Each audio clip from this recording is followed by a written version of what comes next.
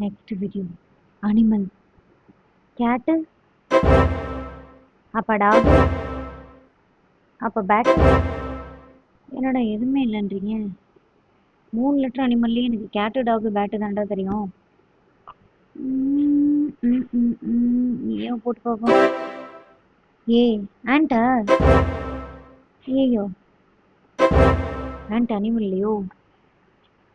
ஏல ஆரம்பிக்கிற மாதிரி ஏதாவது அனிமல் பேரு சொல்லு. A A A B R I O B வராது. கே ஆஹா J E V V M ஐ.